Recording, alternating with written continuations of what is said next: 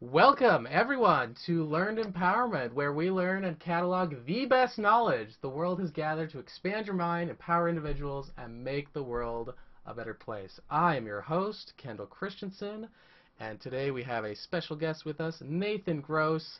He's a professional photographer, he's a philosopher, he's an informal and formal lifelong learner, and, in my personal opinion, one of the few people that I've ever met that there's a quote by Martin Luther King Jr. that says, "Rarely do we find men who willingly engage in hard, solid thinking. There is almost a universal quest for easy answers and half-baked solutions." But Felix is a very logical person willing to engage in the hard questions and not satisfied with easy superficial answers. So we're going to have him talk about some of the things he's learned in his life, big lessons.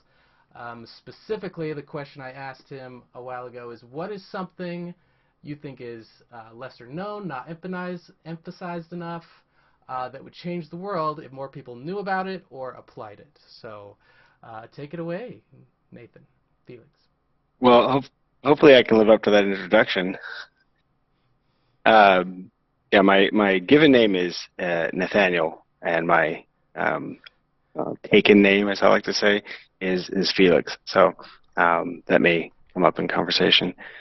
So the structure of the question is a little. This may be, a function of my autism coming through. It's precision of words. Just because you know about something does not mean that you incorporate it into your life, into your actions.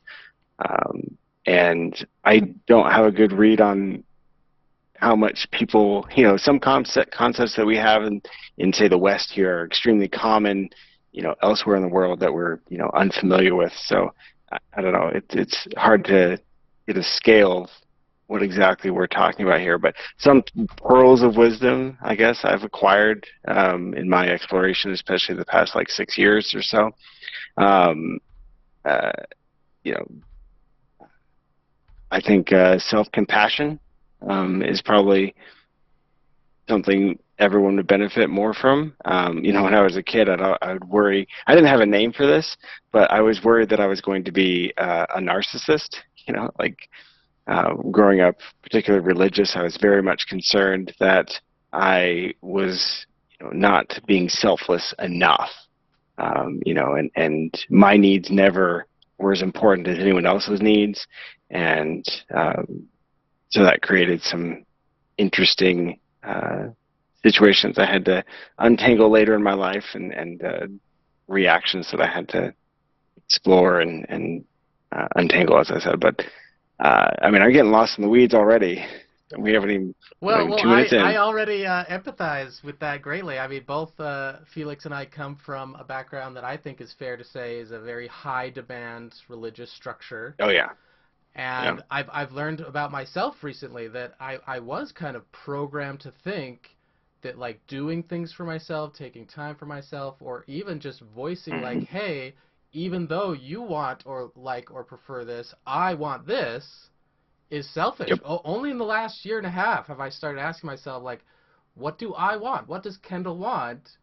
And I've been Hmm. shocked to discover, how often I would default to just pleasing others rather than even considering what is Well, compassionate toward myself. and I think it's something, at least I don't know how common this is, but in my life, and I've met a number of people, especially high demand religion adjacent or directly. It's easier to see someone else's needs and put them first because you can see them. You're like, I can solve that problem. It's simple. Versus getting into your own problems and getting into your own psyche and delving into how and why you are, and actually solving your own problems. That sounds overwhelming, and there's nowhere to escape in your own mind. There's something I came across as a concept is, I might as well make my mind comfortable because it's the only place I can't escape. Oh, I love that. I love that. Very nice. Yeah. There's another concept I saw on TikTok, or I don't remember where I saw it. It was some post on Facebook. It said, if being hard on yourself worked, it would have worked by now. And immediately or shortly after my second divorce, I realized that I wasn't being kind to myself, and I hadn't been kind to myself my entire life, for the most part. And I gave myself so much compassion and saw myself as, well, I wouldn't talk to my best friend this way. Why am I talking to myself this way? And learning to appreciate myself as I am. There's a quote from a really bizarre, obscure, animated. It's basically an animated podcast, but it is truly bizarre. It's called The Midnight Gospel. Haven't heard of it. Go And I on. think it's the. Oh yeah, it's fantastic. It's you would like it. I don't know how many people out there would really enjoy it. It got canceled after one season, but it's fantastic. It's called The Midnight Gospel, and it's this guy. He goes through multi-universes and things. It doesn't matter. The point. One of the quotes that he has in the first episode says, "Meeting reality on reality's terms." Like, instead of trying to force reality to be what we are told it's supposed to be or what we want it to be, taking reality on its own terms and not shying away from that. Yeah, that's kind of my quest, is when my belief structure fell apart, and now I'm starting this channel to kind of rebuild the beliefs and things that work. That's my goal. I want reality. You know, so far it's been harsher than my former reality, but I've felt more at peace because I'm seeing things more as they are and dealing with reality on its own terms. I love that. Well, yeah, and you're constantly dealing with this cognitive dissonance of, well, I was told it was supposed to work this way. And then every time you go to seek, information or wisdom or gather information from people that are supposed to have the answers, they're like, well, you obviously did it wrong. It's like running a science experiment for years and years and saying, well, you didn't get this result, so therefore you must do it wrong. You're like, I followed every single step. How could I possibly be doing it wrong? And then they just add more steps, or they change the goalpost. It's just a laundry list of fallacies to manipulate you into. They do the no true Scotsman fallacy. Well, were you really no true Scotsman? Sincere? Like they Texas can sharpshooter. Yeah. Moving the goalposts. You can never hit the target because they keep moving it. Or you didn't fulfill these. You didn't do X, Y, Z. You didn't turn 3 times. You only did it 1.5 or 2.5 times. You're like, well, you didn't say I needed to turn 3 times in order to do the thing. It's just nonsensical after a point, Yeah, I've learned, this is from philosopher Karl Popper. I've applied this to many things in my life. Like, you can tell when someone is earnest, sincere, in good faith. He says, he actually defines this as intellectual honesty. If they will give you beforehand the conditions upon which they will be satisfied, they will change their mind, you will. But like, if you just say vague things up front and then you say, well, I did that, I tried it, doesn't work, and they go back, they can always add things. That's a clear indicator that, like, well, I'm just kind of married to my philosophy. I'm not actually married to, like, if this actually works in the real world. It makes me feel good. Sorry it didn't work out for you. Too bad, so sad. Yeah, which is unfortunate. Yeah, and that's part of the drawbacks of our innate psychology, is we do that to ourselves. Is like, we're much kinder to a friend when they mess up and fall down, but we're much harder on ourselves because we can see more, and so we have that double standard. Yeah. You coming back to this, an idea that the world would change the world if more people knew about it. I mean, it's all been done. I can't really think of a. So when I was in marketing class, this is a bit of a tangent, but I was in marketing class years ago, and up until this point, I thought I was a unique, special, weirdo individual person that could never be identified and pinned down by a marketer.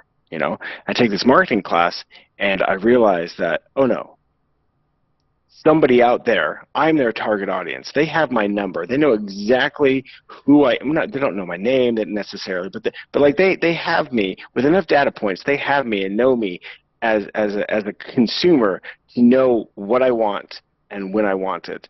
And I realized that like we are unique. We are all unique. We all have our own individual experiences. You have 10 people watch the same movie or the same event, and they're all side by side. They will walk away with 10 different experiences because we all internalize things differently. But from broad strokes, we have far more in common than we do different as people. And to realize that I wasn't necessarily as unique as I potentially thought was, I don't know, disconcerting, but also comforting. There are people out there like me. You know? Right.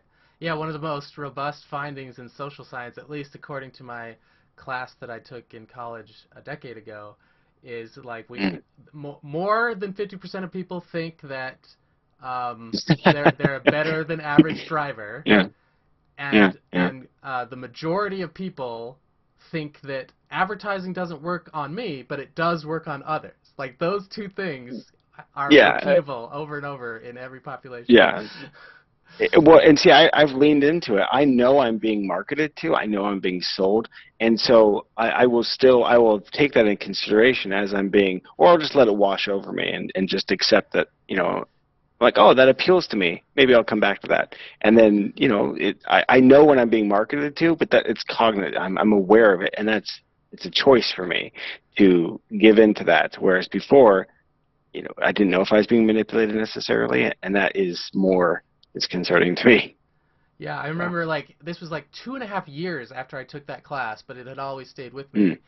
And I was like, no, like when I watch TV, I don't buy any of those things. Like, it's literally zero mm-hmm, things I've ever bought. yep, yep, But then there was this one time where like online, because online was kind of yeah, new at the time, and like it was an ad for a video game that like I grew up playing, and they'd made a new one in that series. Like I thought it was mm-hmm, dormant. They would never make that game series again.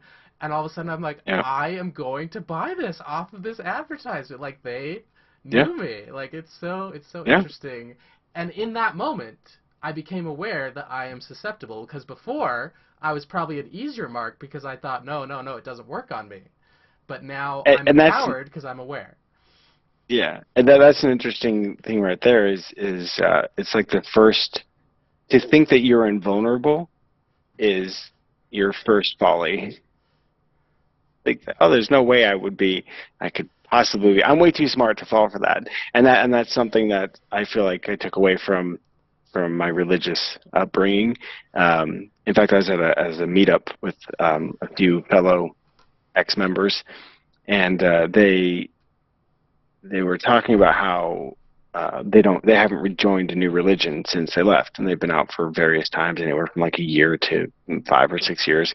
And I asked each one of them, there were 10 of them there about, and I asked each one of them if they had joined a religion. And they all said no. I'm like, I feel like to some degree, being in a high demand religion kind of inoculates you against being in another similar situation. I'm not saying it's foolproof. There's plenty of people that go back and retread the same, or they find their faith again, and that's great. I mean, whatever works for them, I think that's wonderful. But largely, most people that I've run into with similar experiences, I would call it an inoculation against that sort of chicanery. Yeah, I would agree that the majority do that. I do know several cases, at least in our particular branch of high demand religion, that immediately they go to another high control group, and Well, the person I'm thinking yeah, of, two or three. But I think that's more the exception. But to me, that just speaks to how like we want these easy oh answers yeah. and to be told Well, what to think oftentimes. Like yeah, it's just easier than to navigate everything on our own and have to create meaning out of this chaotic world. absolutely. And this is something I bring up almost in every conversation that I have. People are probably tired of hearing it, and that is, who said religion is opiate for the masses? Is that Karl Marx. oh, Karl No, Marx? no, no, That's right, Mark right, right, Twain. right. Mark Twain, maybe one of the two. Is it Mark Twain? I Yeah, think it was somebody. actually Karl Marx. We could look it up. 90% on Karl Marx. Yeah. I'm terrible at remembering who's quoted who, but I try to attribute it where I can. But I think of it more of as a distilled philosophy, and not distilled in a good way. I mean, it's the bare bones of a philosophy. Philosophy, if you adopt a philosophy, you study it, and it informs you how to live your life in the way that is, to live the best life. And instead of learning by yourself or with a group or whatever, religion shortcuts that. It truncates the experience of having a set of parameters that you learn, and you're like, well, that's not quite right, and this doesn't work in the way I thought it did, and developing your own set of rules of how the world works and how the universe works and how you work. Religion, for the most part, jumps right to the end and says, just act this way, do these things, and you will be at the end of you'll be happy, or whatever the goal is of the philosophy. That was one of the biggest losses I had, is like, how do I know when I'm a good person now? Well, and that's part of the reason I stayed so long is it was supposed to simplify my life. It was supposed to simplify my decision making, and it ultimately didn't, because there were so many, check in with God every 30 seconds. Well, should I turn left or right? It really doesn't matter. And I really struggled with making the right decision all the time, and it was exhausting. And now I realize that most of the decisions I make don't have any consequence. Or if they do, then, oh well. Yeah, I mean, I don't want to go too much on this topic tangent. I could dedicate multiple other things, but to me it's days. Oh yeah, that topic is inexhaustible probably. I don't know if you know about the YouTube channel Cults to Consciousness. Great channel. No, I don't. I'll check it out. Yeah, you'd like it. The Amish episodes I find the most fascinating. I didn't really consider Amish a high control group as much as they really are. Definitely. They're more just like this quaint, but the more you know, I guess. But yeah, to me, that speaks to how, like, those groups, they can really control you. Like, if you are agonizing over all these different micro decisions in a day, I mean, just look at that in the bigger picture, man. I mean, just take a step back. It was torture for me in my particular case. It works for a lot of people. I would agree with the assessment of torture. It was. Yeah, I've described it that way before. It really was, and then I realized, I'm supposed to be happy. That's why quote scripture, man is that he might have joy, or whatever that scripture says. Like, how long am I supposed to suffer? When does this end? And no true Scotsman, it never does. You either in the next life. And for what?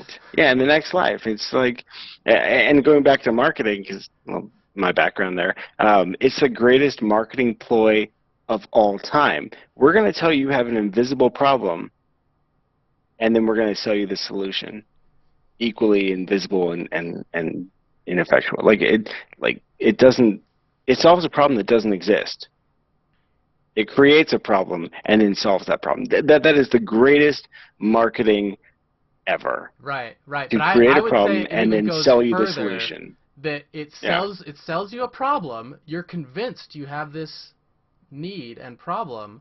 Yeah. But the solution, at least, again, in my case, lots of people have different experiences in these groups. But there's never a point at which, like, you can really relax, feel like I'm doing everything, I'm good. Yep.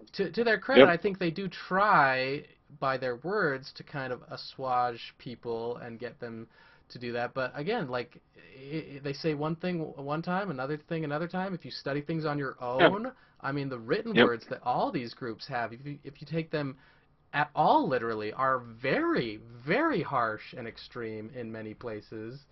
And I think it's just asking a lot of people to be like, oh yeah, well, you can throw all that out, but then at other times they say, like, look, the written word says this, and you got to do this exactly, or else. Well, like they're saying both. It's a la carte. It's pick and choose. It's a roulette game as to who thinks whatever it is that you're doing at the time is important or not important, or changing the goal of whatever the organization is, and I like how you said whatever the goal of the organization is, because again, I'm trying to be compassionate to all people regardless of their right, choices. yeah, There's good that these groups do. It didn't work for me, but I've discovered that it makes the most sense to me that all these groups, if I'm trying to view them the most compassionately, like they kind of are just mirrors of whatever the founder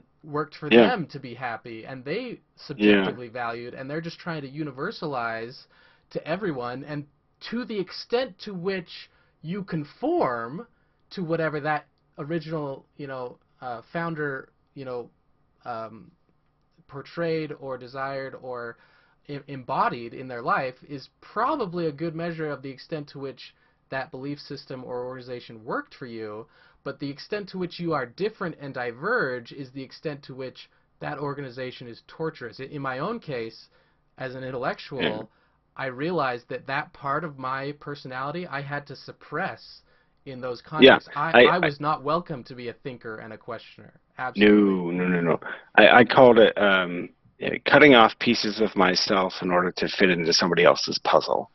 Uh, One of my favorite quotes by Glennon Doyle in her book um, uh, Untamed. I don't want to screw up this quote. It's one of my favorite quotes. Yeah, she says, uh, I will not stay, not ever again, in a room or a conversation or relationship or institution that requires me to abandon myself. Amen. Hallelujah. Yeah, I think a lot of those So, groups expect conformity, and when you diverge mm, is the extent to which they're like, hey, hey, you're not with the program. We're going to shame you until you are like me, and then I'm comfortable and everyone's good. yeah. Well, yeah, okay. So back to the original question. I think I have something of an answer. It's probably not as unique as we might, but just the concept of boundaries, and not that, and chasing after people that don't respect your boundaries, and trying to get people to, um, I don't know, trying to fit into other people's lives. Trying to make yourself palatable to somebody else. Like, that's not going to work. That's not who you are. That's not who they are. And people don't change typically in the way that we want them to. So to hope that someone is going to eventually meet you where you are is folly, Right.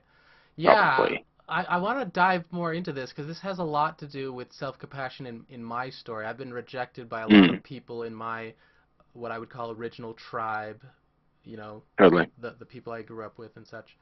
And I'm dating someone new right now. I just met someone in their family, and they said something that I now know through like therapy and other things I've learned is extremely toxic, very unhealthy. Yeah. Um, It's funny once you get outside of like where you were and you take a step back and you're like, wow, oh it's yeah, before I did not have eyes to see. yeah, I was not able to see like, oh, yeah. that's actually really bad. That do you realize the implications of what you just said? Like, don't. Well, not even just the implications, but the actual. I was about to say physical, but I suppose it's more mental, physiological, sociological uh, implications, or the actual harm that's being done. It's not just a theoretical. This may hurt you. It actually does harm. Right, Like, and so and my we first and impulse was to put up a boundary, be like, hey, when you say mm, those things, that's uncomfortable. But I have seen from my many years of interactions with people in this group that even the veneer of mm, confrontation, even if you do it compassionately and calmly and fairly and with love, it is not welcome. Their unwritten rule of the group is everything I do is great and perfect, and if you imply otherwise, I'm gonna, you know, project that well, onto and you. that was one of the founding concepts of our high demand religion. So also there's this idea of the strong man. and someone speaking loud and authoritatively, it's very appealing. It's great to have somebody do the leadership. Just tell me what to do. I'm tired. Just tell me what to do, and I will do it. Having somebody in charge, and you just being able to go along with the right thing, it takes a lot of cognitive load off. Right. You also see this in relationships. Can you just handle this part of household chores? Or I will do this. Division of labor. It's not necessarily a bad thing. It can go to some bad places if you don't respect the other person. You don't speak your needs and concerns, and vice versa. That it gets all sorts of messy and complicated quickly. But yeah, we're going to I talk think a lot people's about this yeah. on this channel. It's called, the first time I encountered it, it's called the cognitive miser theory. We just naturally, evolutionarily, want to conserve energy. Thinking requires a lot of energy, so any shortcut possible to not think, we are pre-programmed to do. And there's many exceptions. Fascinating. We and you and I think are some of the people who proactively try to work against that and consider things, or at least, if we haven't considered them, hold whatever thing lightly and be like, I haven't really considered it, so I don't have a position. But I think we live in a media-saturated culture where that is absolutely not the norm, and our psychology is hijacked to get very confident very quickly. Yes. And that is cognitively easier. And to bring it back to the point you said, it is, a lot easier cognitively to just be told what to do rather than figure it out for yourself. Well, I mean that's religion versus philosophy. Instead of thinking for yourself and developing your own methodology, and you get told how to think and how to act, and that's so much easier. Right, and it works for some people. I want to be clear to my audience, like, everything has a pro and a con. Like, for people who are just burdened and tired, like, these types of shortcuts have high functional value. I'm not trying to shame that way, but I do think that in this channel, we are going to push that and be like, if there are things that you're just going on autopilot, haven't really thought deeply about, like, you will be challenged here. We don't give easy answers, but we're compassionate to everyone. Yeah, I always forget the philosopher. It wasn't Dionysus. Probably wasn't Dionysus. He would always run it. He would, anecdotally, run into walls because he's like, I don't know, there's a wall there. It could be a demon projecting something or whatever, and I don't know that there's. And so, he wouldn't allegedly believe what he saw and what he interacted with the world. I don't have that level of disbelief with the world. We've talked before about believing. Fundamentally, can we agree on, the world being a globe, a sphere, more or less?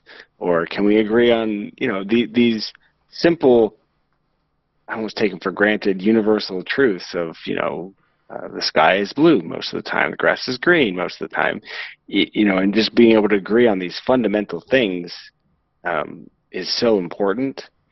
And I have a hard time when people don't agree with the evidence that's in front of them. Yeah, their epistemology is very self-serving, which again serves an evolutionary thing. Like I learned recently that it's not productive, but it's adapted to not question your whole reality at every new piece of information. Well, yeah. You look at any kid, any child. That's why we all think, growing up for a while, anyways, that we have a perfectly normal childhood, and that most people live like this. Or like you ask any kindergartner, they're like, "Where does your teacher go after school?" And it never crosses their mind that their teacher might have a home and might have a life, like, or see them in the grocery store, and they're like, "Whoa, it's out of context. I don't know what to do with this information," And as we get older, we start to realize that everyone has a life that's at least as complicated as ours. Yeah, that's one of my favorite words of all time. Sonder. Yeah. The realization that everyone you meet is a deep and complex human being differentiated from all others, and you will never be able to know them on that deep of a level, to truly know them. Well, even if you have a spouse for 30, 40, 50, your entire life, let's just say you get married at 28, 90, you will never know them the way you know yourself. Absolutely. So how do we have compassion in that context? Like I was burned in past I relationships. I've thought had about this a lot. some trust issues, and now one of my core Hmm. beliefs when I do relationships and dating is this idea that like whoever I'm choosing to fall in love with or be with, they will Hmm. change over time. Yeah, They will not be the excellent. person I fell It, in love with, yeah, and I both yeah, love that and I'm extremely frightened by that. So yeah, what does self-compassion have absolutely. to do with that? Uh, I've thought about this quite a bit, and it's simply you accept change, and um, and part of that is accepting that perhaps the person that you're in love with, and they're in love with you, hopefully, will change, and you love them for the change, and you grow with them. Sometimes you don't grow in the same direction, and accepting that you don't is okay. Like, if you love something, let it go. That's problematic, that phrase, but there is some truth to it. Um, and sometimes it's seen as, well, you're not jealous, or you're not invested in who I am right now, so therefore you don't love me. And it's like, no, I love you enough to let you become who you want to be and who you actually are, instead of telling you who you are and expecting you to be the same person that I met 10, 15 years ago. Like, I have a list of life rules, and one of them is, well, people rarely change in the direction you want, and the other one, and there's another one that goes, uh, I lost my train of thought. That's okay. We'll come back to it. It'll Yeah, come back. yeah, it'll come up again.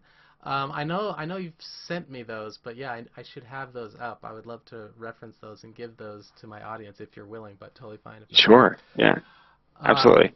I so could read them, but we would be here all day. no, yeah, that'd be a different episode for sure. Yeah. But going back to self-compassion, again, Mm. I've become aware of this sense of like self-selection. Like the problems with self-compassion and being a people pleaser are very common, but like I think they're more common among people that would like go to this channel, for example, for Hmm. answers. And I'm always curious. I know there's really no easy way to measure, but I'm just curious your spitball back of the napkin assessment. What percentage of the population in the world, but Ooh. more applicably in America, are these people who, for whatever reason, their programming, their disposition, are people pleasers and have problems with self-compassion versus other personalities, particularly the type that is very comfortable thinking like, oh, because I want it, it makes it right. Like very on the Hmm. opposite Yeah. swing of this issue that these things are probably nonsensical as problems to that type of person. So just what would you say is the lay of the land on average in a population of this issue? I am not qualified to even guess. I mean, I feel uncomfortable even guessing even a little bit. I will talk to, the fact that there aren't a lot of truth seekers, people that so, and even this term has been turned on its head in recent years, like truth seekers. Well, I reject, Adam Savage said, I reject your reality and substitute my own. He did that on Mythbusters. It's great. Um, and I feel like it's very attractive to be part of a counterculture. I have special knowledge. I have special access. I'm a unique, special person with unique and special access and knowledge, special knowledge. And there's In some Dan things that are just, Ariely's book, he calls that specific thing an innate human need. We need that. That drives yeah. community building. Yeah, but we all have our own special need. We have our own inner worlds that no one else will ever truly understand. And you were talking earlier about what binds us together. And I think it's really our emotions. And that is, like, for instance, I've never had a pet die. I've never actually even had, like, a really close relative die, like, that I was particularly close to. But I can understand when somebody else's relative dies or their pet passes away, and or there's some traumatic. And I haven't had anything in that sort of magnitude. In that, like, I would never pretend to understand exactly how they're feeling. It's their own experience, but I can relate. I can understand how that might feel, and I can understand how sadness feels, and I can understand how these emotions affect me, and I can extrapolate, and I can relate. And the fact that we can do that, I really think, is what binds us together as humanity, at least potentially. The fact that we can relate on an emotional level and commiserate, even if we don't have the same experience. Yeah, I Because we forget never the do. We never have the same experience. yeah, I forget the researcher, but neurons, Mm, empathy neurons, where that gives us the ability to step inside someone else and experience somewhat of what they experience without experiencing ourselves. That's how priming and stimulation work. Speaking of marketing and advertising, like advertisers know how to yeah, use that of like, oh, yeah. here's Well, this, logos, ethos, yeah, pathos. here's Yeah. this story, and I'm empathizing with these people, and now I like these people, now I'll vote for these people. Well, this is why I think narcissists are some of the saddest and loneliest people in the world, and they have my pity for the most part. Yeah, they have difficulty really putting themselves in others' shoes and being like, oh, their And feelings matter. I can connect with them. They have real problems connecting, I and think. and because of that, they don't have an internal validation system, and so they're constantly have this need to be validated externally, which means that they have to have compliments, they have to have attention, they have to, and that's exhausting, and that's a need, that's an appetite that will never be satiated. So going back to self-compassion, if you're able to meet some of those needs, also, I don't particularly care for the book, The Four Agreements. I think it's fine, but my favorite quote out of the book was in the introduction. It says, um, well, first off, we're all mirrors. And then the second one was, we only retain what we believe. If you don't believe that you're a good person, if you don't believe that you're particularly skilled or whatever it is that you think you are, if you don't believe that about yourself, someone saying that about you won't make any difference. You won't retain it. You're like, oh, they're just being nice. Oh, they're just being whatever. And you deflect it. Like someone comes up to me and says, wow, you're really short. I'm like, I mean, that's verifiable. I'm like average height, 5'8" or whatever. I'm like, okay, whatever. And because I know that I am as tall as I am, that's verifiable. The problem with like self-image is it's not verifiable. But that's why we have close people in our lives and be like, hey, somebody said this about me. What do you think? And they can say, well, I can see why they could think that, and they're wrong on these points, and they're this and that. And you can have a discussion and get some information, external validation that reinforces your internal validation. But if you don't have that set up for yourself already, an internal structure of who I am and what I'm about, Yeah. you got nothing. I know a lot of research on like our identity and how we process new information that conflicts with our identity, Mm, how we treat that information.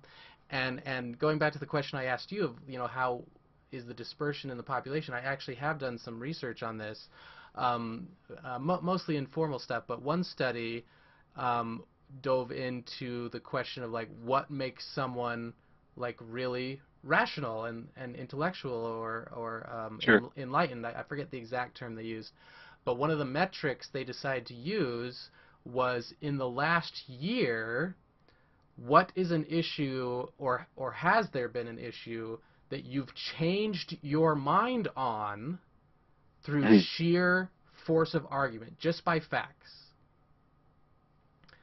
And I'm curious what you would guess the percentage of people in an average population that would be able to say, yep, I changed my mind just based off of facts alone. What would you say is the percentage? Less than 10%. Yes, I'm But so people, happy. Yeah, I think it was but people, 7%. Seven yeah, percent. yeah. And again, this is the problem with, not again, I didn't say this before, but self-reporting is people have this internal view of themselves, and then they have this aspirational view of themselves. And so they may put things down on paper because they think that they're that way when they're quantitatively not that way. Right. And that's an interesting disconnect that happens a lot. Like, I can even think of things in my life where I'm aspirationally one way and I'm actually another way. I try to bring those into agreement as much as possible, but I know that there are things in my life, ways that I act that are not completely congruous. Right. Um, oh dang! I had a thought that spawned, but then I lost it. It was something Yeah, about happens. um, our identity and not having things be what we think they are. Drat. I hate it when that happens. Lose my train of thought way too That's often. okay. Mm. But yeah, very very strong thought about our own psychology and how we treat that. It's in David McRaney's book, How Minds Change. He mentions that we are a rational species. We're Yeah, ca- no, we're, we're we're we're capable of it. capable of rational. Yes, Yeah, yes. but we're less rational and more rationalizing. Mm. Well, and there's been some interesting studies done in the past 5, 10 years, even less than that, where basically, I forget the exact statement. People do something, they're given an action to do, and then they come back and are asked, why did you do that thing? And people will make up a reason on the fly. Yes, I know this. I believe it's under the auspices of the illusion of explanatory depth. Yeah. Yes, Um, yes, yes, yes. so that we think our default psychology is like there's an explanation for everything, there's a reason for everything. It's very hard to accept. Like, I wore this shirt today for no reason. I wasn't thinking. I just grabbed a shirt. But if like something had happened and I was like a witness to a thing, and for whatever reason my shirt, was asked about, I would say I mean, like most people would say something like, "Oh yeah, I wore this for a reason. Here's the reason." But they're just making it up in the moment. There there Hmm. there is in objective reality no reason for me to have turned left or wore this shirt or whatever. Right. Which is a fascinating thing. It gets down to, free will. Do we have free will, or are we just a predetermined set of, biological machine with a set of circumstances, and our course has been set from childhood, and there's no deviation? Yeah, I like to play around with that. I'm not an expert on this subject yet. I definitely want to have a few episodes about it. But Yeah, I'm not an expert this either, this obviously. both goes into the theory, and I want to argue that it goes against the theory. I watched an Yeah, episode of Dr. Phil one time, and he's like, yeah. just try this belief on. Just try it on. Just test it out. Hmm. Adopt it for like, a short amount of time, 15 minutes a day. Act as if it's true. And Sure. I've applied that consistently, and one of the things that a lot of people that know me say they like about me, a lot of people hate this about me, is I can be Can't please very everyone. I can be very spontaneous, be like, hey, let's do this thing, let's test it out. Like you said, you think that, well, let's try it, let's do it, or let's do this crazy thing, go to the mountains for a weekend and only bring these three things, or whatever. Like most of the time, I don't Sure. do that, but my psychology has been altered such that whenever I do see a routine, I'm very much inclined to be like, let's interrupt this pattern. Let's do something Yeah. different. Daniel Kahneman has a TED Talk where he convinced me that a fuller life is had by understanding how we make memories, and Yeah. novelty Yeah. Yeah. is Yeah. the best Yeah. way. Well, there was an associated study with that. Basically, to live a fuller life, or to feel like you've lived more, have more unique experiences, greater density of these, well, living life and experiences. I can attest to that. There's a good almost a decade of my life where I don't really remember a whole lot because my life was the same for almost 8 years. I went to work, I went home, and I mean, like, even my schoolwork, like, I remember some of the schoolwork, but like, there's a solid almost 8 years where I don't really have strong memories of that time because it was the same. I didn't feel like I lived during that time. Versus the last 6 years, last almost 8 years, have been just chock full of all sorts of crazy shenanigans, and for good and bad. Like it hasn't been great, but I'm living life. Yeah, one of the recent changes for me is, I was very much again like this people pleaser, so nice. Nice is different than Oh kindness. yeah. Um, Yep. Yep. and now that I'm meeting new people and I say, more what my past self would consider controversial things, Mm-hmm. Hmm. or challenging things, or what's the word that my past self would use, just like, things that make others uncomfortable, like, oh, don't say that, Yeah. just Yeah. be nice, go with the flow. So But I've I never I've thought I'm had better nice. experiences with more Yeah. people. Like my life has been Yep. exponentially more full in Mm-hmm. challenging myself to do that. I'm still an introvert, and it's still hard for me to do that, Oh, but I do me that too. much more than I used to, and I love it. I think my life is more full as a result of putting myself Yeah. out there. So being nice, it can look like the same thing as being kind, but it's the intention. But being nice is people pleaser, and I discovered something. I have had this thought swirling around, but I solidified it into a cute little statement, and that is when you set boundaries, the only people who get upset are people that were uh, taking advantage of you. Not necessarily, in some monetary way or some, but like emotionally, they walk all over you, or they derive some sort of benefit from you bending to their will. That's a little heavy-handed, but way to say it. But like, they're manipulating you, or they put you down, and you're like, well, you're my family. I'm going to keep you in my life, and so they have this unnecessary power over you. But when you assert yourself, like, I'm not going to tolerate that behavior anymore, and it's only, I mean, me personally, I was a doormat. I was an absolute definition of a nice guy doormat, and I didn't understand why people weren't kind to me, and I'm like, I give out nothing but kindness as much as I can, and I don't get the same return, and it didn't ever make sense to me, partially because of high demand religion. I was told, be kind to people, people get kind to you. That's not how that works. You just get taken advantage of, and and so and there is a balance between, my first life rule actually is, here, I'll just read it. I got it in front of me. I'm not responsible for anyone else's feelings nor how they react. Uh, but that doesn't mean I can go around and be a jerk to people and expect people to treat me well. That's their boundary. My boundary is I'm not responsible for them. They have to handle their own stuff on their own.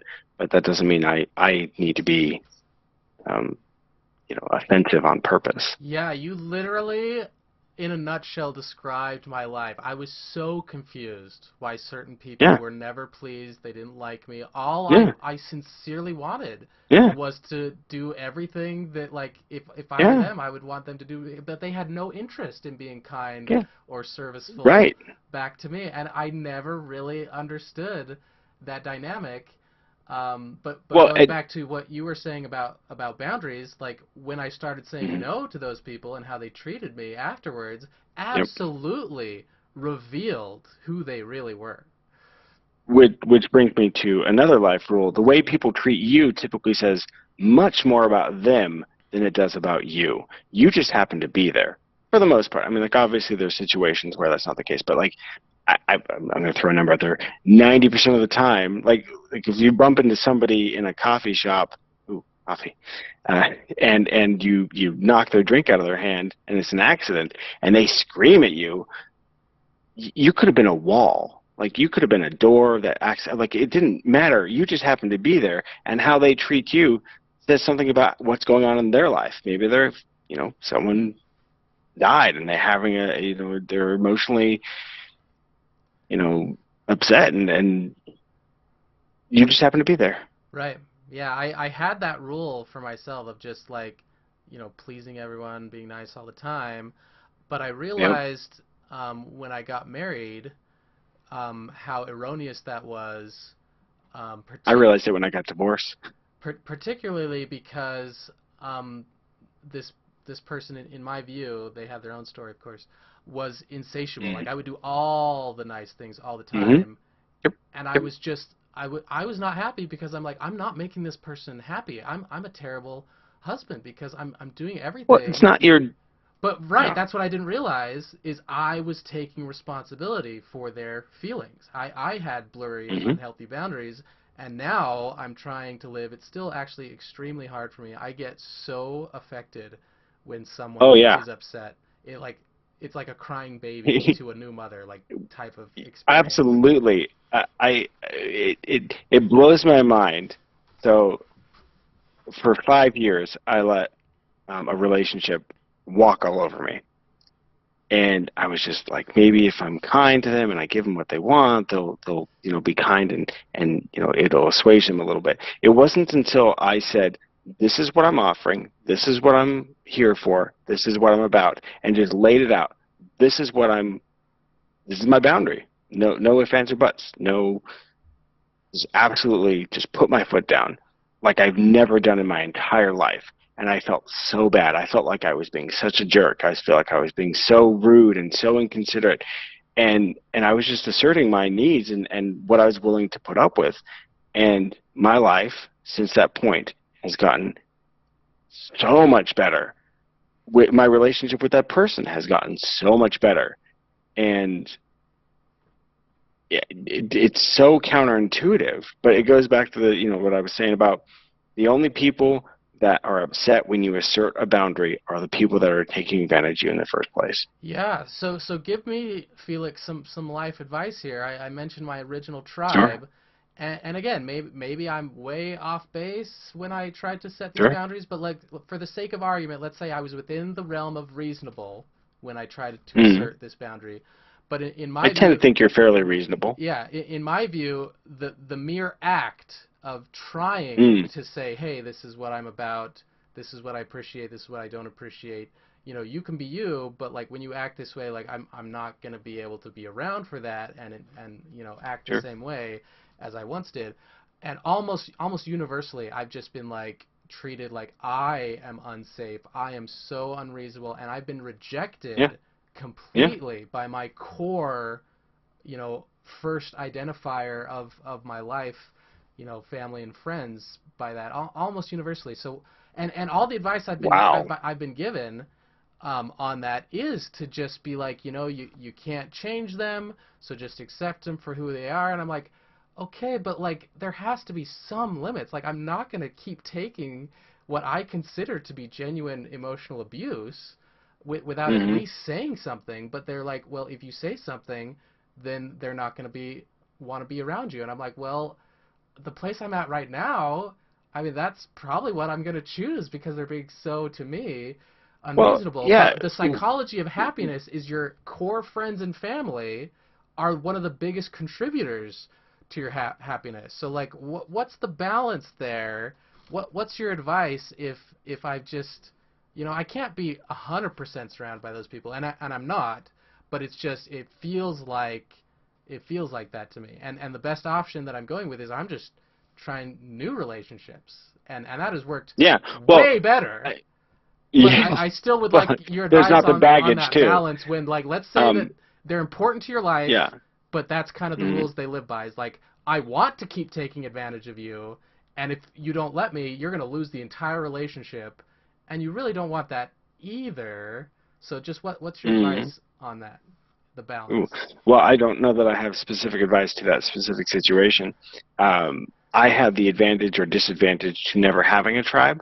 Like I never felt like I was ever part of a group, an organization, a friend group, like any sort of something where I fit in.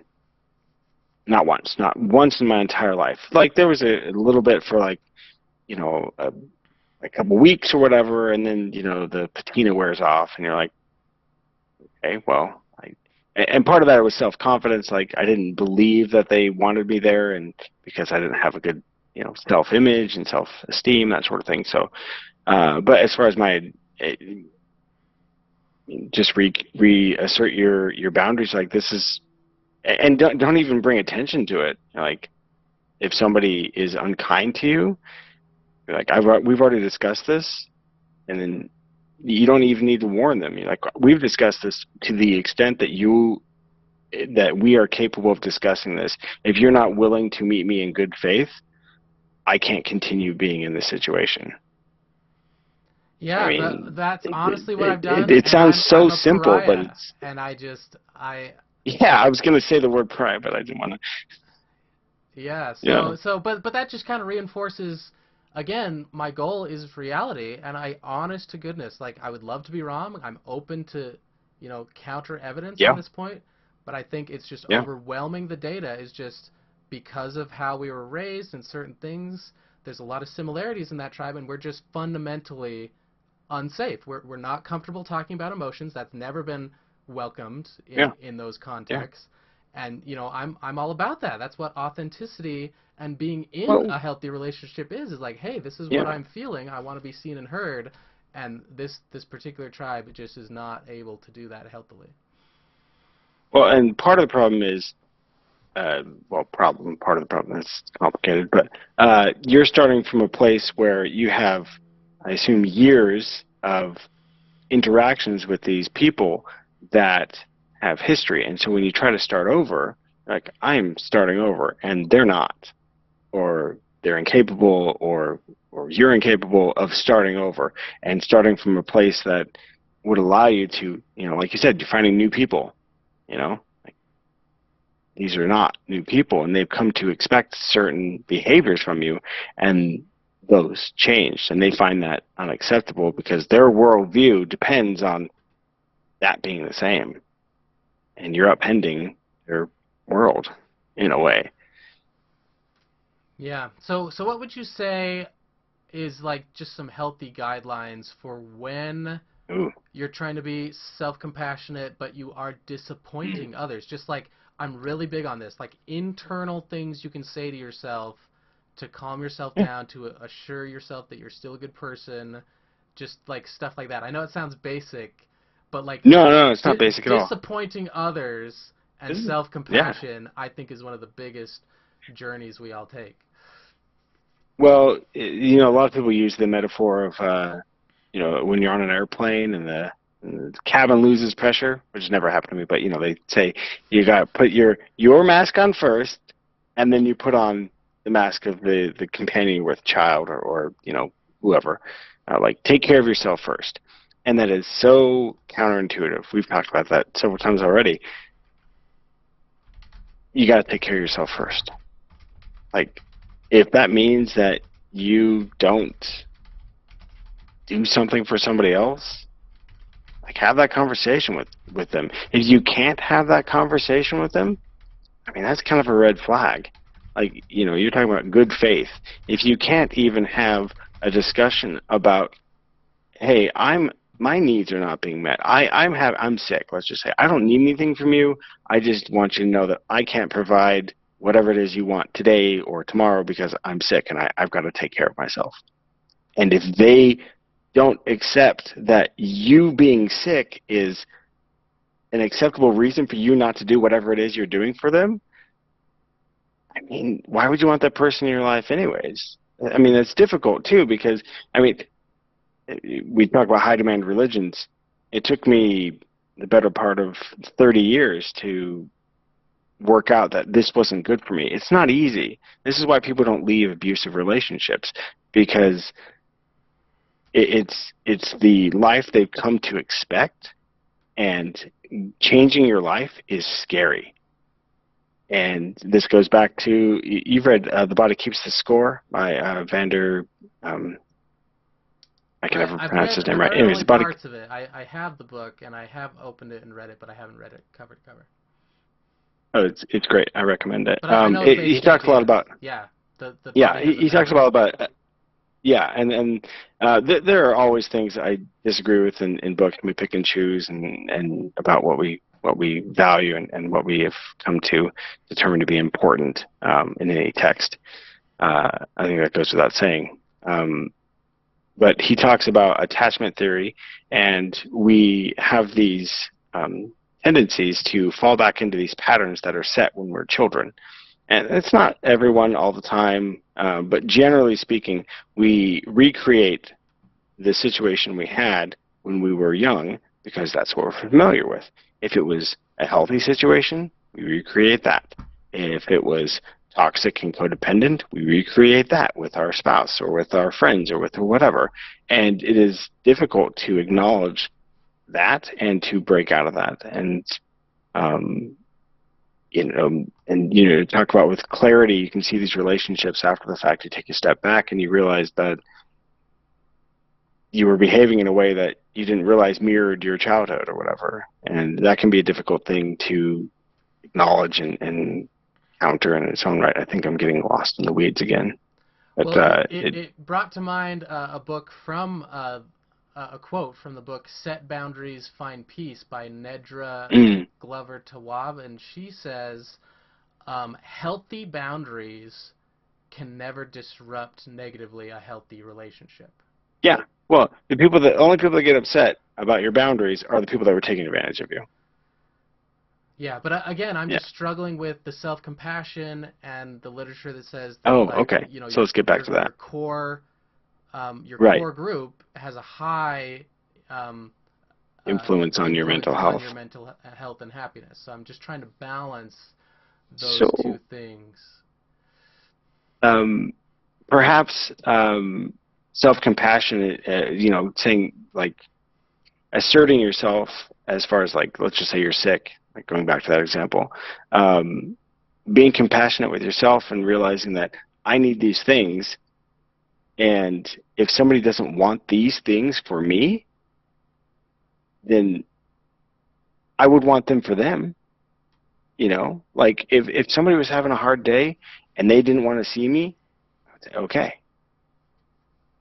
They obviously are having a hard time. I wouldn't um, necessarily think it's me, and I wouldn't put it on them to meet my needs when their needs aren't being met.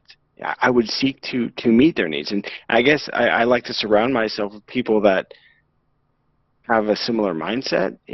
Can we agree that self-care is important, that your needs are important, and my needs are also important?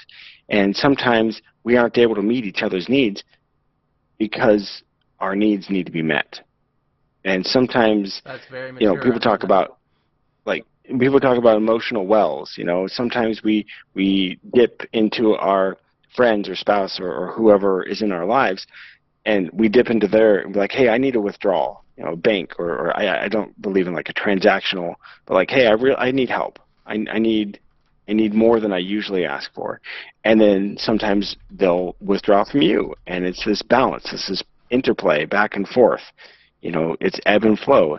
And I think it's difficult with people because we're givers. We give and we give and we give, and some people are insatiable. And I guess I don't keep people around that are insatiable. Well, Like, if you can't get rid of them, they're family. right. I mean, get rid of them, limit your interactions, I guess, and Yeah, anything. that's Okay, what so I've I settled I had on. I But like here, I have a sibling. I have a sibling that for the longest time they would you would say anything that perturbed them in any way, and they would just turn heel and walk away, like immediately. There was no discussion. There was no nothing. And I realized the same thing when I was a kid. I had one sibling that I always wanted to play with them. It was always me wanting from them. Hey, can we do this thing? And they would always say no, or generally say no, because okay, there's a song, a lyric. I'm getting a little off course here, but by Blue October, the person who cares the least has the most control. yeah, And I yeah. guess the real question is, why do you care about meeting this person's needs or wants or desires or expectations? Yeah, I have a conflicting belief on this. I'm really big Mm. about, processing my own internal dialogue and what beliefs are making those manifest. And like, I want to say two things at once, and I think they Mm-hmm. contradict, but I think they That's also okay. really work. And that is like, you know, what you were saying earlier, of like sometimes you withdraw from the well, but like overall you care about these other person's needs. You just can't meet them all the time. That's just life.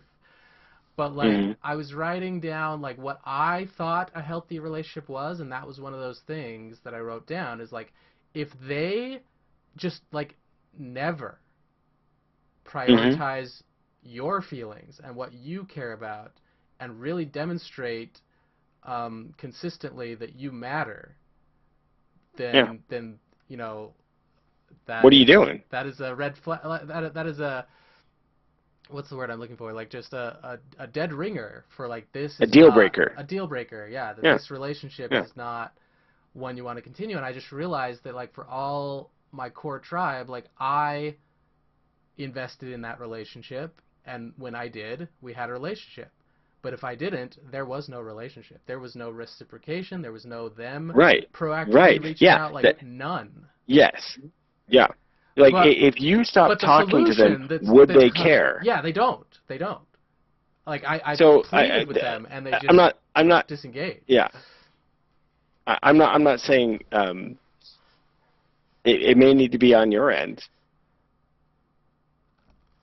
Like they're obviously not going to modify their behavior Right, and that's the setting contradiction. a boundary. Yeah, Yeah, and setting a boundary is not if you set a boundary with the hope or the desire to change their behavior, you're doing it for the wrong reasons. absolutely, absolutely. But so because I've realized that, and I've realized, wow, of all the possible options, like the only possibility is to Hmm. disengage. They clearly have no Yes. interest in the things I want in a relationship. But Yeah. then it comes back to my original point of like, what's a healthy thing?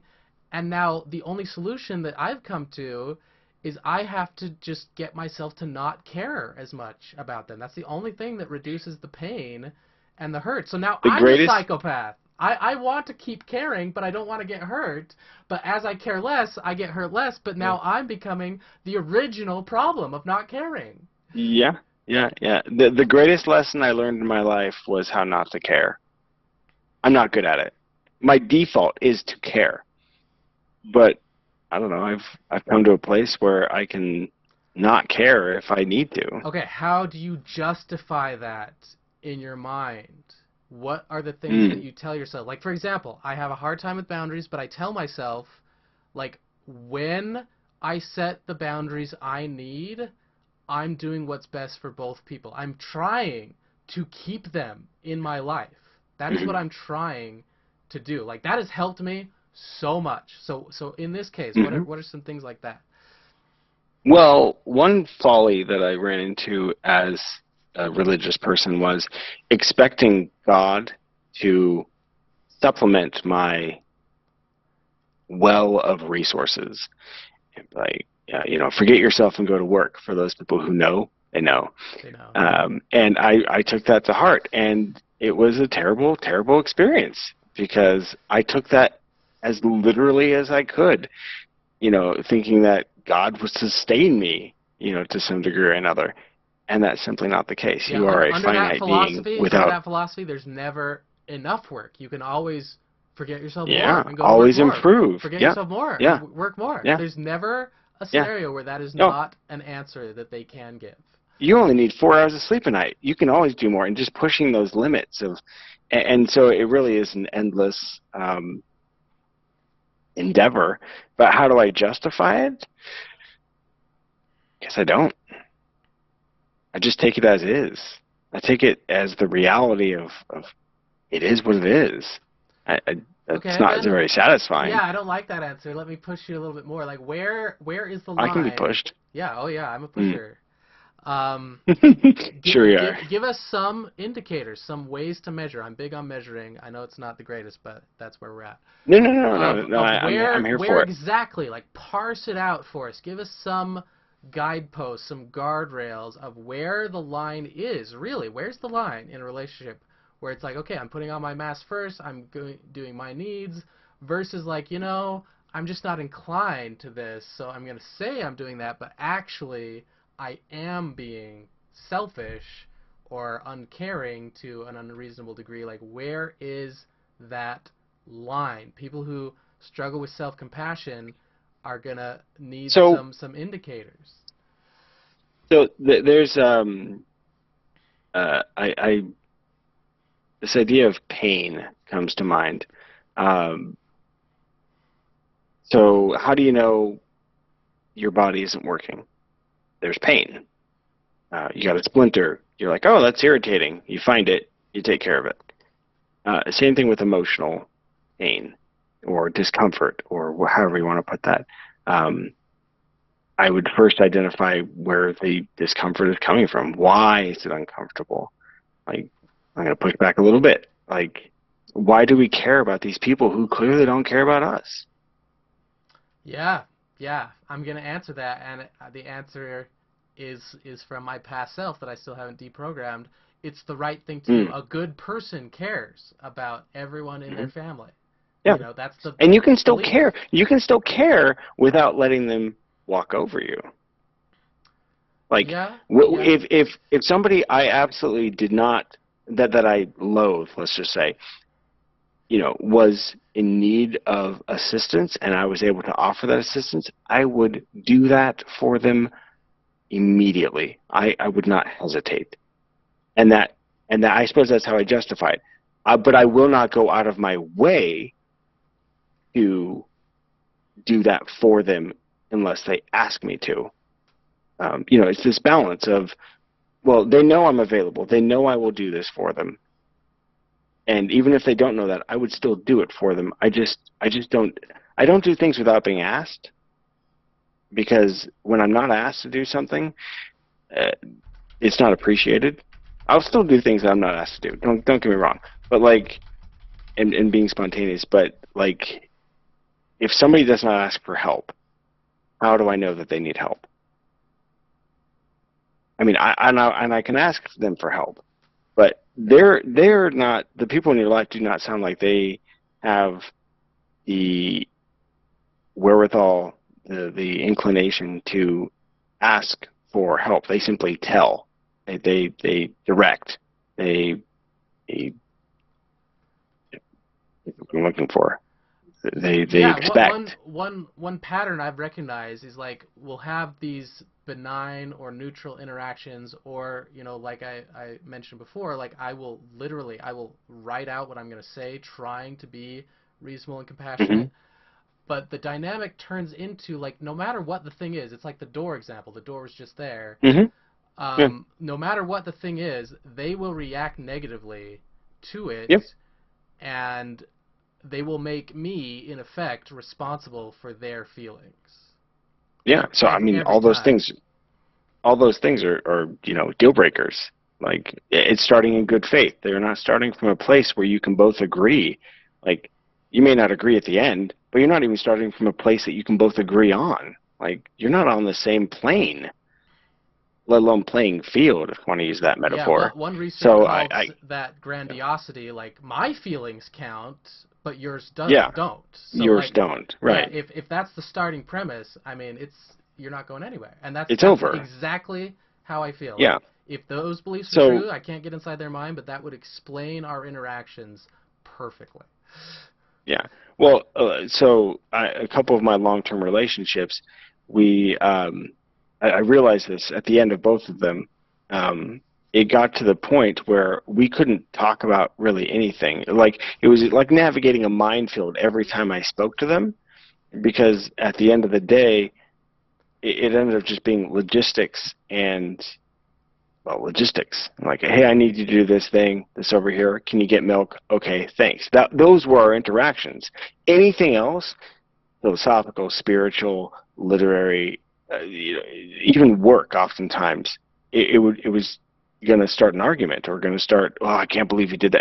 It wasn't a positive interaction by the end of both relationships. And I never want to get to that place again. So I don't, if someone's not willing to have a conversation about why something isn't working, we're the relationship's over.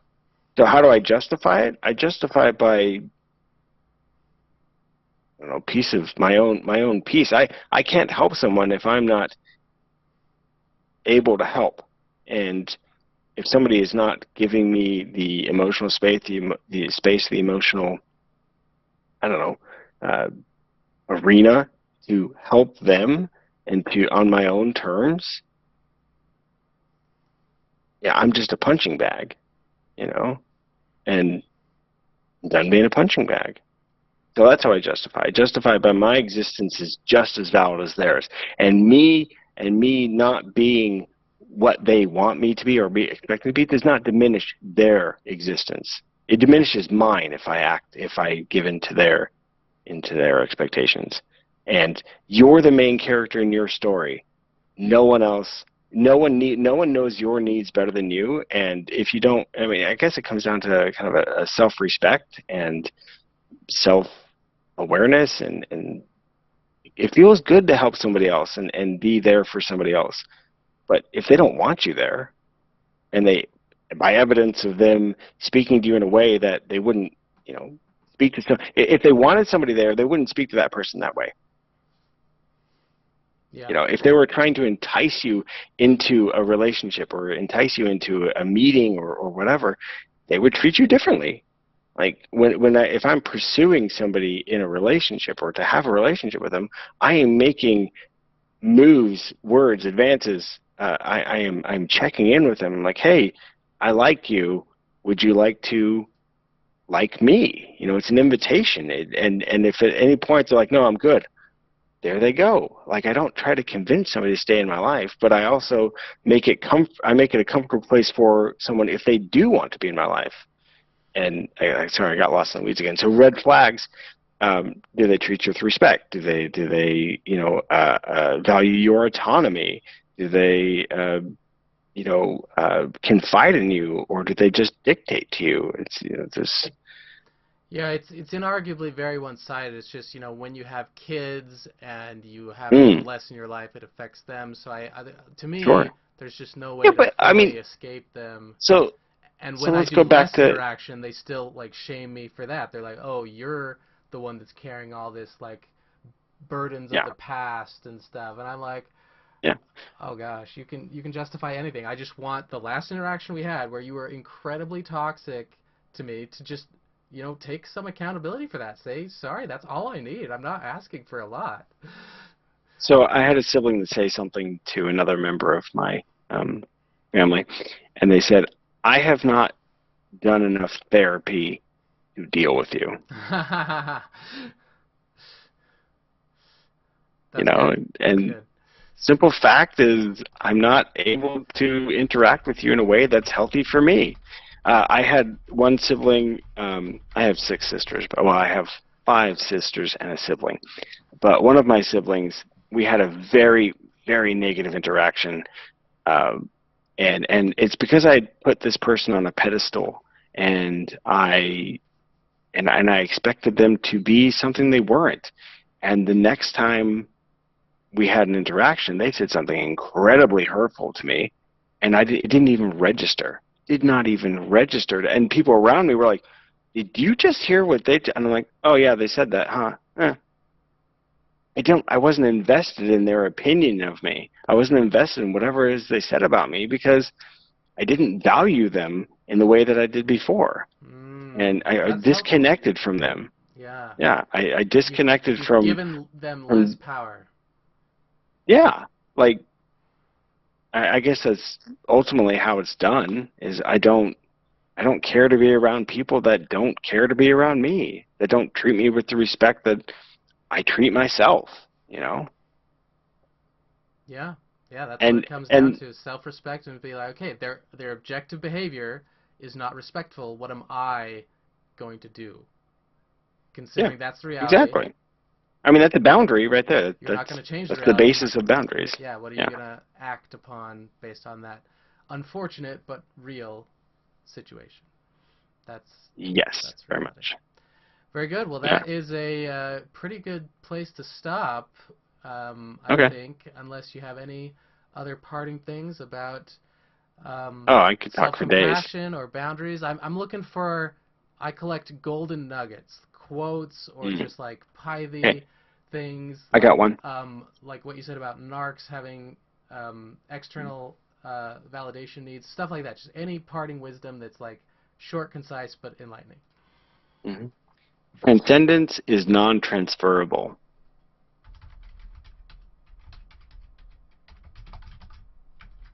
If you want, I can expound. But I Let me like see if it. I can extract from that. So Sure. I learned in How Minds Change from David McGraney that we can't copy and paste our values and epistemology onto another person. Like what convinces us does not convince the Hmm. other person. We can't just pick Oh that yeah. up and be like, here's all these good reasons, plop, now accept them the same way I do. Just our psychology doesn't work that way. So when we've done the deep work to get to know our emotional needs and to be emotionally safe and intelligent, we can't give that to another person. They've got to do that work themselves. Is that kind of what it means? Yeah. That's pretty much the gist of it. We can't sleep for someone else. We can't eat for someone else. And this goes back to the, am I a bad person because I didn't do everything I possibly could to make sure that this person is taken care of? You have your own needs, and that's okay. And acknowledging that and accepting that and owning that is, I think, really, really important. But yeah, the experience I had with transcendence is non-transferable. Is I had, I guess you'd call it a spiritual experience. We'll just leave it at that. And I've told people about it here and there, and I realized that until they have a similar experience, we cannot talk about it in meaningful terms. Until we've what? Until we have a similar experience, like they have a Oh, similar experience as I do. Like if somebody goes, for instance, you go to the Grand Canyon and you look down, you're like, wow, that's a Grand Canyon. And you try to tell somebody else who's never been to the Grand Canyon, who's never actually explored around the Grand Canyon. It's like, yeah, it's a big hole in the ground. Yeah, whatever. It's cool, whatever. Like they don't appreciate it in the same real physical, in the most real sense, the way that you do, the way that you have. Like it's just impossible to truly understand someone else's experience without. And this is where it gets a little murky, because in the same way that like I was talking about emotions being super important, being able to relate to somebody, I don't know exactly what they experience, but I understand sadness, I understand happiness, and we can relate to each other in that way. But there are some things that are not transferable in a real meaningful way. And even then, words are poor excuses for information transfer. yeah, yeah. It's a varied communication tableau of which we draw from to get our points and Yeah. full things across. So again, just in a short sentence, what is the Mm. thing that you wish more people would practice and be aware of? What is the thing again? I was really floundering at the beginning, but I would say self-compassion and self-awareness, and just like the only place you can start is where you are, and you are who you are, and knowing that about yourself and owning that is the best place to start. And then let's just pretend. I love this idea of like paint me a picture of Mm. what this new world, now that they've all applied this more and done this for themselves, and I I know got that it. impacts Yeah. others. Like, what is this new world like? They've all done what you said. Yeah. How is things changed? How is the world better? Sell us on like this is really important. Yeah. So we often think, we occasionally get glimpses that we're the main character in our story, but we're the main character in our story all the time, regardless if we're actively making decisions that make us the main character, that make us the most important person in our lives. Because without you, your world doesn't exist. Your universe only exists in your head. So own that space. No one is going to have the same experience that you do.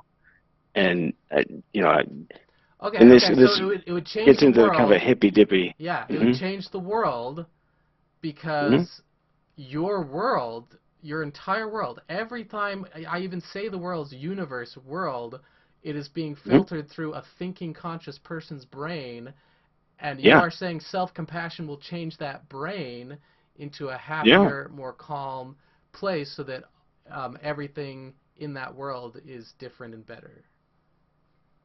Yeah. It Yeah, also allows you to that's take a life-changing insight. I like that. it allows you to take ownership of the good and bad in your life. Not saying and not playing the victim, because there's this often flip flop between, well, everything happens to me, I have no control over my life, and then the flip side of that is, well, if I'm in control, if it's my life, it's my decision, then everything is my fault. And that's not all. It's a medium. There are things in your life that are going to happen that you have zero control over. But what you do have control over is you, your reactions, how you think about things. Those are the only things you have control over. And understanding that and knowing that and using that to your advantage is literally life changing in the most literal, absolute way.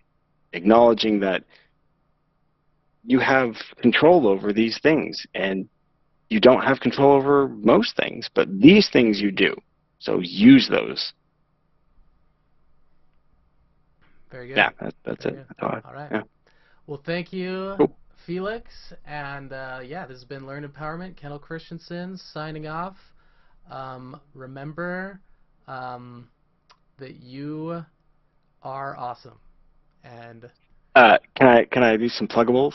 sure, yeah, plug away. Yeah. So I'm a product photographer. My product photography website is nathantgross.com. My fine art website is felixphotographics.com. Those will be in the show notes, I would assume. Yes. I spell photographics with an F, and yeah, I'm looking forward to doing this again sometime. Yeah, yeah, I definitely want to have you on, and let's pick another really good, juicy topic that we can dive deep and elaborate on. Thanks again for coming. I got like 10 topics I could do right now. Awesome. Yeah, that's one of the reasons we're friends. Okay, All thanks so right. much, Felix. Yeah, And it's good signing talking with off. you. Yeah, pleasure. Okay.